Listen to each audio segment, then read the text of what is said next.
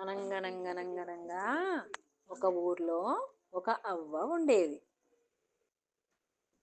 పండు ముసలిదైన కష్టజీవి.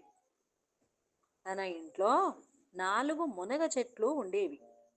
రోజు మునగాకు కోసి కట్టలు కట్టి దూరంగా ఉన్న పట్టణానికి నడుచుకుంటూ వెళ్ళి అమ్మి వచ్చేది. వానైనా ఎండైనా మానేది కాదు. తీసుకెళ్ళిన కట్టల్లో కొన్ని అమ్ముడు పోయేవి, కొన్ని మిగిలేవి. ఆ మిగిలిన ఆకును ఏ రోజుకా రోజు సాయంత్రం తాలింపు వేసి ఊర్లోని పిల్లలందరికీ పంచిపెట్టేది. ఆ అవ్వకు ఓ సోమరి మనవడు ఉండేవాడు. సోమరిపోతూ మనవడు ఉండేవాడు. పని పాట చేయకుండా సోకులు చేసుకొని తిరిగేవాడు.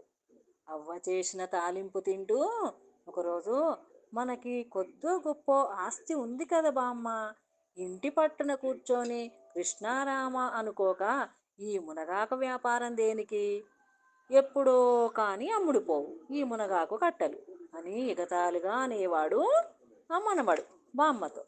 దానికి అవ్వ నవ్వుతూ, లాభ నష్టాలం కోసం కాదురా, అవి మనకి ఎంత వస్తుంది ఎంత పోతుందని కాదు, నేను వట్టిగా కూర్చుంటే ఏమొస్తుంది, మన ఆస్తంతా కరిగిపోతుంది, మనకున్నదే కొద్దిపాటి జాగలు, దాన్ని కాపాడుకోవాలి కదా అని బామ్మ అనేది.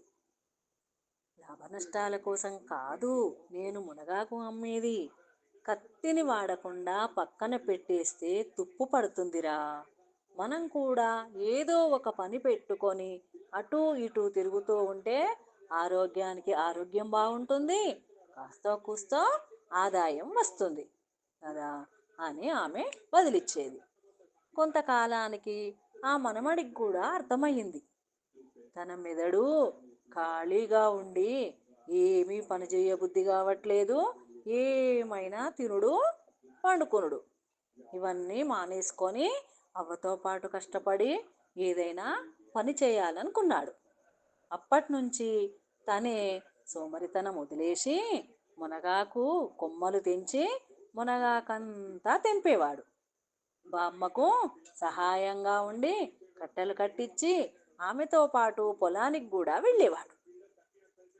వచ్చిన తర్వాత మిగిలిన మునగాకుతో వేపుడు చేసుకొని పిల్లలందరికీ పెట్టి ఆ బామ్మ మనమడు కూడా సంతోషంగా తినేవారు భోజనంలో.